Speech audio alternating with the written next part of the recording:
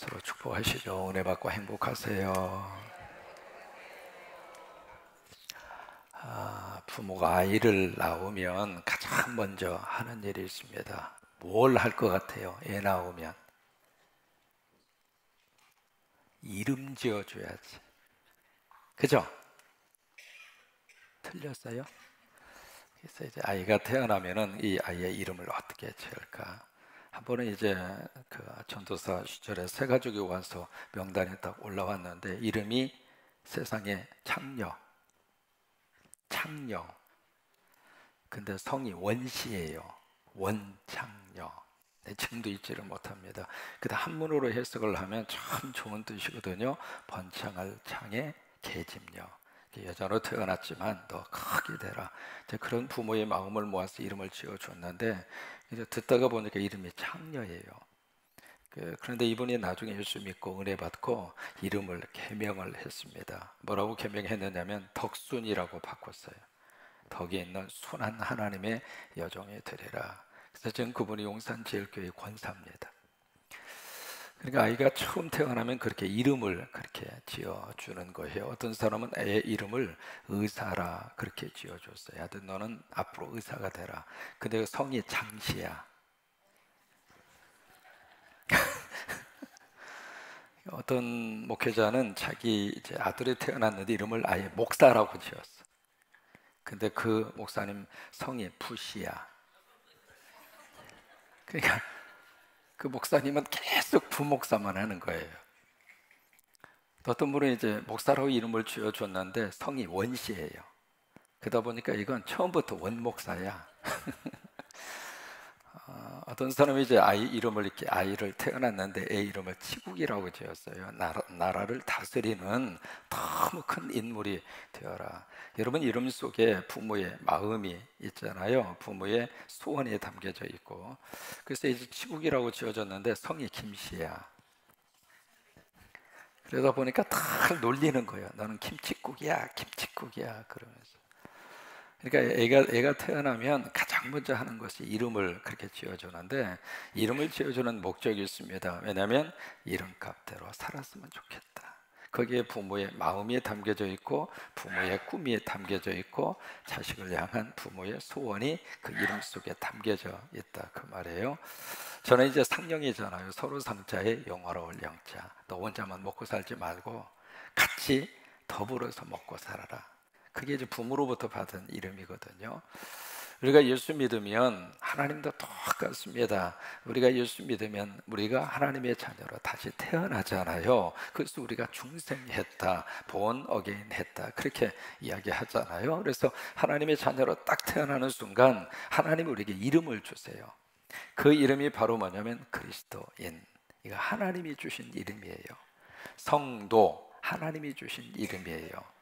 하나님의 자녀 하나님이 주신 이름이에요. 신자 하나님이 주신 이름이란 말이죠.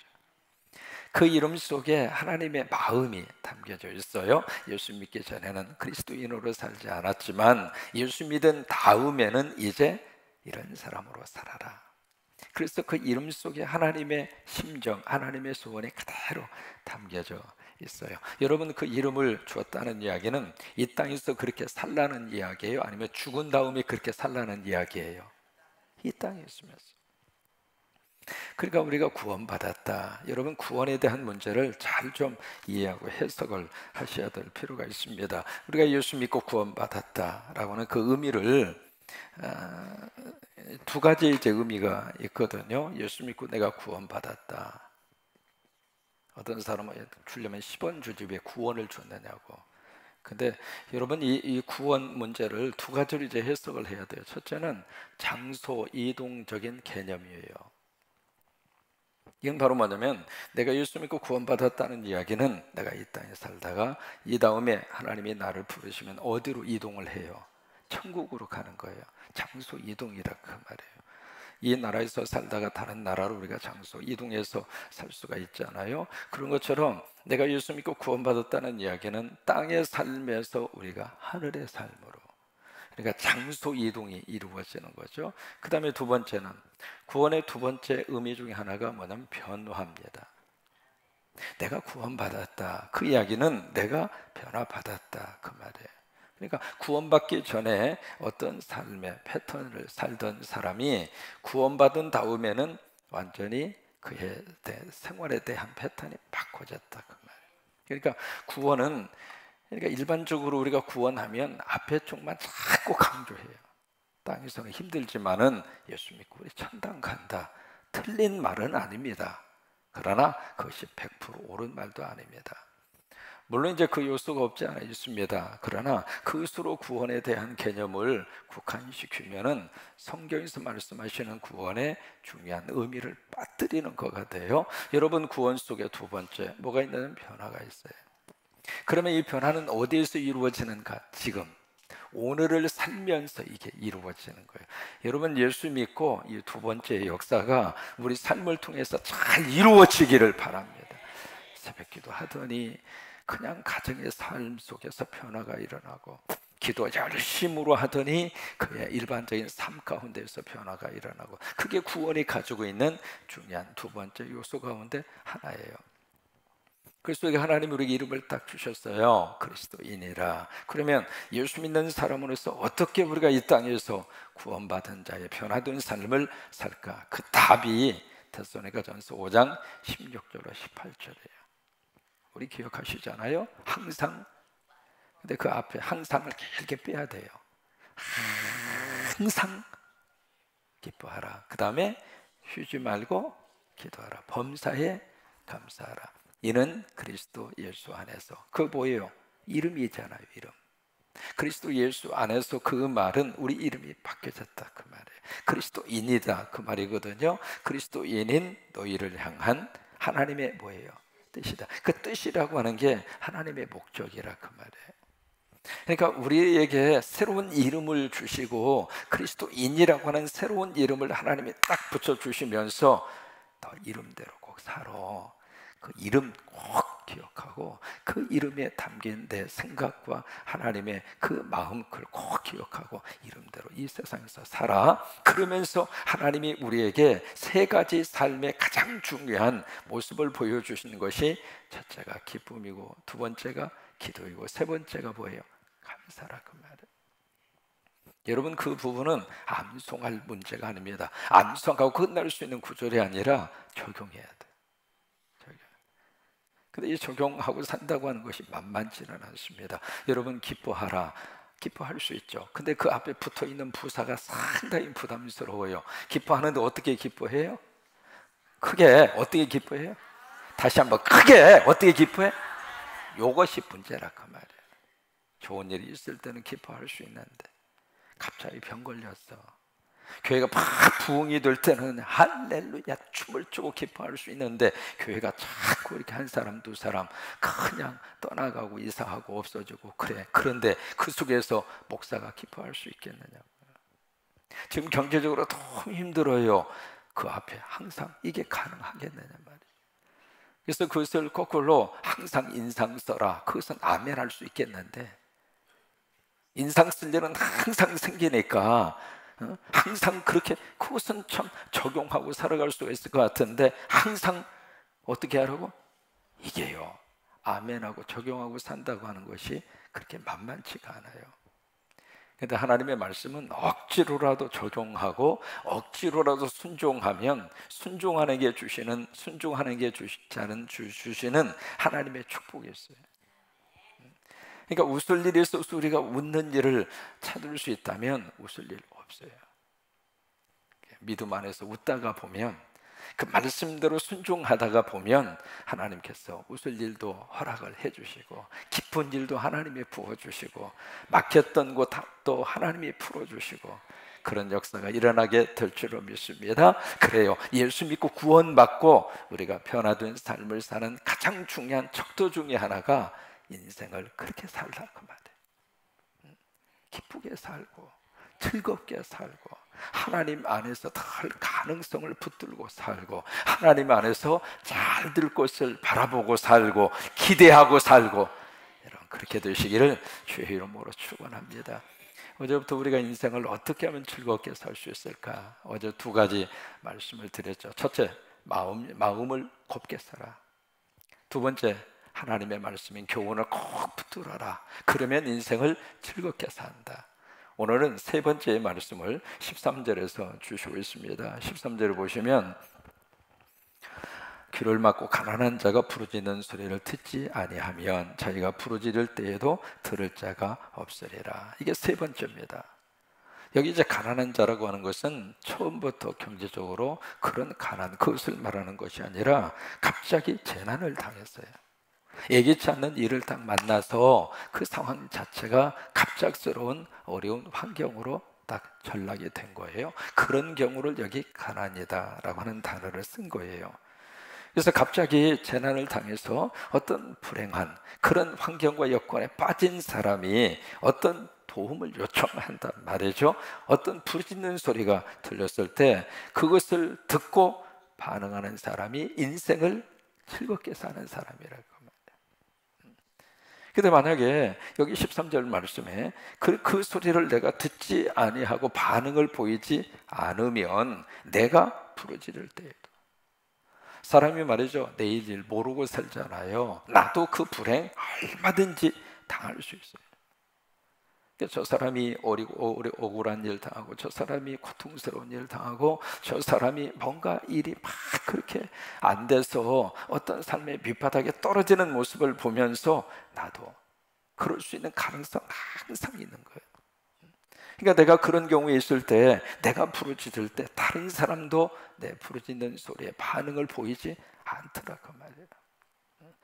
그러니까 어떤 사람이 인생을 기쁘고 즐겁게 살 수 있는 사람인가? 손을 펴서 이웃의 어려움을 잡아주고, 이웃의 그 고통스러운 그 현장을 외면하지 않고 다가서서 그리스도의 사랑으로 그에게 물질을 주고 마음을 주고 사랑을 주고, 그 사람이 정말로 기쁘게 사는 사람이고 그 사람이 인생을 즐겁게 사는 사람이에요. 지난번에 우리 신영호 장로님 함께 몽골에 가서 가만히 의료사에 가는 것을 옆에서 이렇게 지켜보니까 하여튼 이비인후과는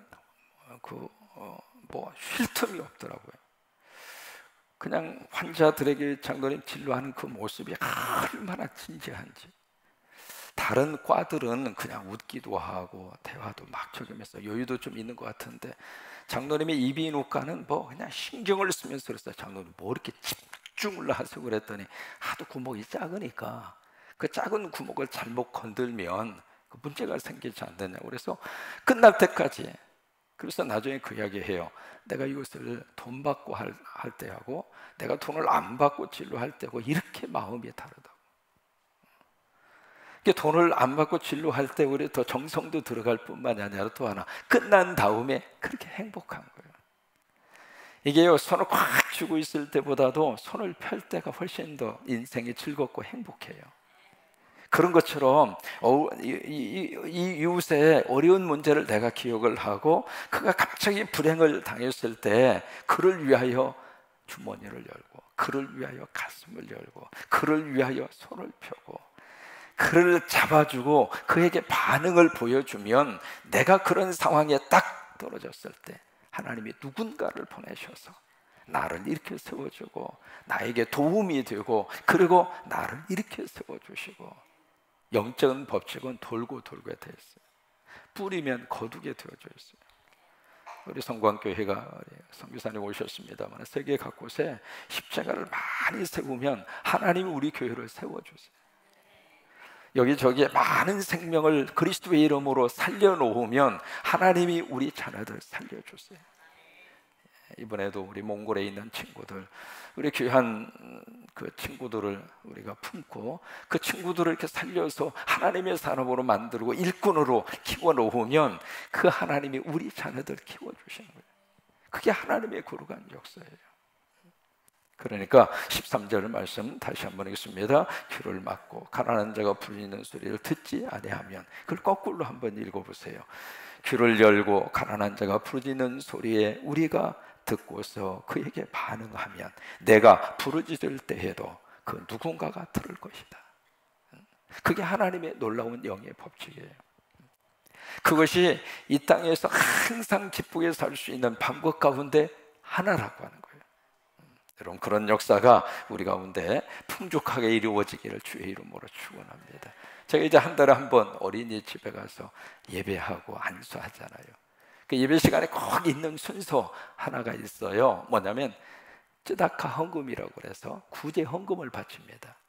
어린이집에 있는 그 아이들이. 그래서 나름대로 전부 다 조만한 지갑을 하나씩 다 우리식으로 말하는 헌금 봉투를 아이들한테 다 지급을 해서 거기다가 이제 쯔다카 헌금을 가지고 오도록 그 일렬로 쭉 서가지고 열매반 일어나세요 하면 일어나서 쭉 와서 헌금을 바치고 가는 거예요. 가만히 보니까 헌금 많이 거둘 수 있는 방법 가운데 하나더라고. 왜냐하면 다 일어나서 다 바치고 가야 되니까 안 바칠 수가 없잖아요. 그러니까 아이들에게 이제 어렸을 때부터 이렇게 헌금 훈련을 시키는데, 그래서 쭉 나와서 노래를 찬송을 부르면서 그 헌금을 하게 해요. 그때 부르는 찬송이 뭐냐면 구제를 좋아하는 자는 풍족하게 될 것이요 남을 윤택하게 하는 자는 윤택하게 될, 그 찬송을 불러요. 그게 잠언 11장 25절의 말씀이에요.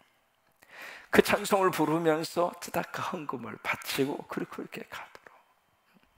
지난번에 몽골에서 그 쯔다카 헌금, 우리 유치부 아이들이 쯔다카 헌금을 바쳐서 그것을 몽골 선교 현장에 드리고 왔어요. 우리가 남을 이렇게 잘 윤택하게 하면 하나님이 나를 또 윤택하게 해주세요. 여러분, 남의 어려운 사정, 남의 재앙에, 갑작스러운 재앙에 빠져서 힘들어할 때 그 소리에 귀를 열고 반응하고, 그래서 그들에게 손을 펼쳐서 그리스도의 이름으로, 그리스도의 사랑으로 잘 이렇게 구제하는 하나님의 사람들이 되셔서 하나님의 복을 받으시게 되기를 주의 이름으로 축원합니다. 옛날 시골에서 목회하는 목사님이 너무 못 먹어서 얼굴이 두렇게 떠서, 옛날 시골에 목회하는 목사님들은 먹을 것이 참 없었습니다. 성도들의 사랑과 열정과 그리고 믿음의 뜨거움은 있었지만은 먹고 사는 것은 참 힘들었어요.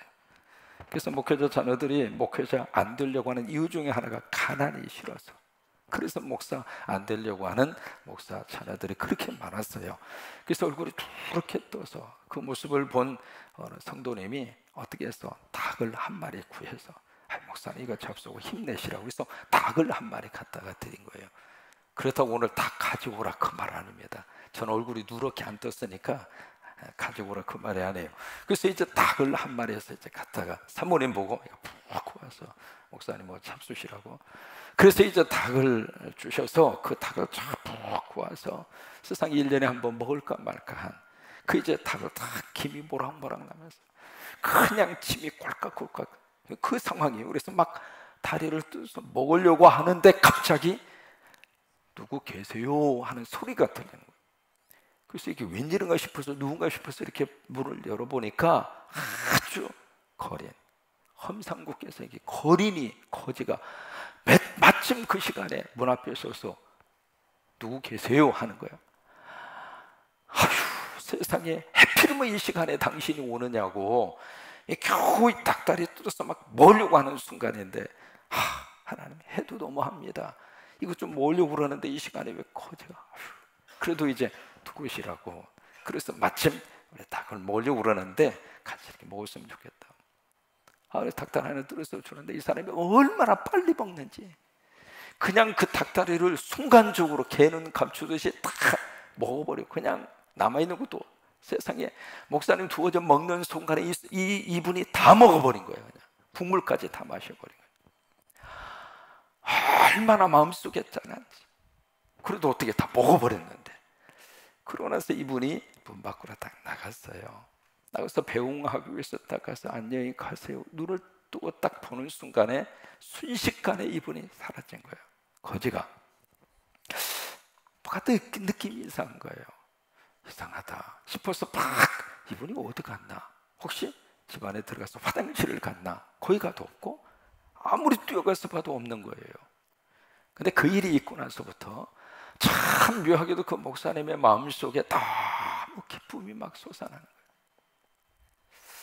환경은 그대로인데 그 일이 있고 나서부터는 왠지 모르게 마음속에 편안하고, 또 하나 놀라운 변화가 하나 생긴 거예요. 성경을 읽으면은 성경이 해석이 되는 거예요. 여러분, 이게 성령의 은혜가 충만히 임했을 때 말씀이 막 줄줄줄 열리거든요. 근데 그게 묘하게도 성경이 막 해석이 되면서, 또 하나, 설교가, 이 목사님이 설교를 하면서 본인 스스로가 그렇게 행복한 거예요. 그러니까 교회가 막 부흥이 되는 거예요. 나중에서 이 목사님이 깨달아요. 야, 그때 그 거지가 누구였나? 누구였을 것 같아요? 그래요. 그 목사님은요, 닭 한 마리, 닭다리, 그리고 닭 몇 가슴 부위, 그 닭 조금 이렇게 대접해주고, 그 닭 한 마리 때문에 그 뒤에 목회가 확 펼쳐졌어요. 저도 이렇게 봐서 닭을 많이 선물하려고. 남을 구제하면 그 구제가 그걸로 끝나지 않아요. 하나님이 우리의 소리를 들으셔요. 그리고 하나님이 우리에게 하나님의 복을 내려 주세요. 여러분, 교회도 그렇게 가야 하나님 우리 교회를 더 크게 들어 쓰셔요. 예수님의 이름으로 막 이렇게 흘러가고 예수님의 이름으로 퍼주는 거 감사하면서 하는 우리 교회가 됐으면 좋겠어요. 여러분, 주고 싶어도 재정이 넉넉하지 않고 재정이 쪼달리면 못 주는 거예요. 막 주고 싶은 마음이 간절해도 교회 예산이 채워지지 않고 헌금이 들어오지 않고, 그럼 우리가 할 수가 없잖아요. 그런데 조금 힘들더라도 예수님의 이름으로 막 어려운 교회에 그 소리에 귀를 기울이고, 막 힘들어하는 목회자들의 그 음성에 귀를 기울이고 그들에게 자꾸 흘러보내고 반응을 보여주고, 그러면 우리가 부를 때, 우리가 부르짖을 때 하나님이 들으시고 하나님의 반응을 보이셔요. 그 은혜가 넘치기를 주의 이름으로 축원합니다.